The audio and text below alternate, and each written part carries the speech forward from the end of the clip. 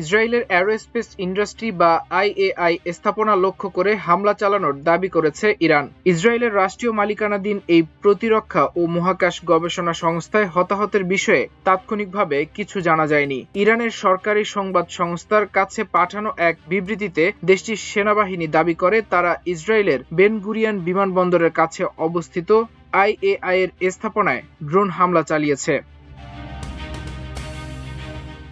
এছাড়া সৌদি আরবের প্রিন্স সুলতান বিমান ঘাঁটিতে থাকা একটি মার্কিন নজরদারি বিমানেও হামলার দাবি করেছে ইরানের সেনাবাহিনী। হামলার প্রকৃতি সম্পর্কে বিস্তারিত কিছু জানানো হয়নি। কাতার ভিত্তিক সংবাদ মাধ্যম আল জাজিরা এখনো এসব খবরের সত্যতা যাচাই করতে পারেনি। অন্যদিকে এসব হামলার বিষয়ে ইসরায়েল বা যুক্তরাষ্ট্রের পক্ষ থেকেও তাৎক্ষণিক কোনো প্রতিক্রিয়া পাওয়া যায়নি।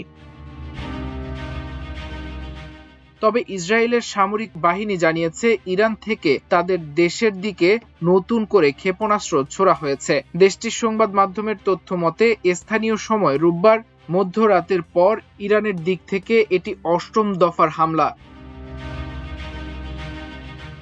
এদিকে ইরানের লাগাতার ড্রোন ও ক্ষেপণাস্ত্র হামলার মুখে প্রাণ ভয়ে ঘরবাড়ি ছেড়ে পালিয়েছে প্রায় ৩,০০০ ইসরায়েলি নাগরিক। এই বাস্তুচ্যুত লোকদের সহায়তা প্রদানের তথ্য নিশ্চিত করেছে ইসরায়েলের সমাজ কল্যাণ ও সামাজিক নিরাপত্তা মন্ত্রণালয়। মন্ত্রণালয়ের দেওয়া তথ্য মতে বাস্তুচ্যুতদের মধ্যে প্রায় ১,০০০ মানুষ ইসরায়েলের দক্ষিণাঞ্চলীয় শহর আরাদ এবং দিমোনার বাসিন্দা। গত রাতে এই দুই শহরে ইরানের পক্ষ থেকে বড় ধরনের হামলা চালানো হয়, যার ফলে বাসিন্দারা নিরাপদ আশ্রয়ে সরে যেতে বাধ্য হন।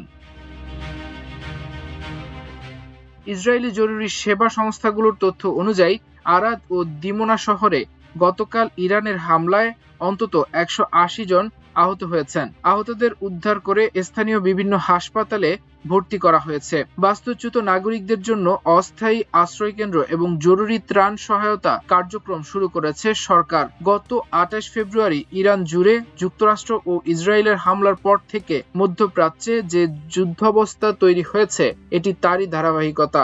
ইরান তাদের সর্বোচ্চ নেতার মৃত্যুর প্রতিশোধ নিতে ইসরায়েলের ভেতরে একের পর এক লক্ষ্যবস্তুতে আঘাত হানছে, যা ব্যাপক ধ্বংসযজ্ঞ ডেকে এনেছে। মাল্টিমিডিয়া ডেস্ক, আমার দেশ।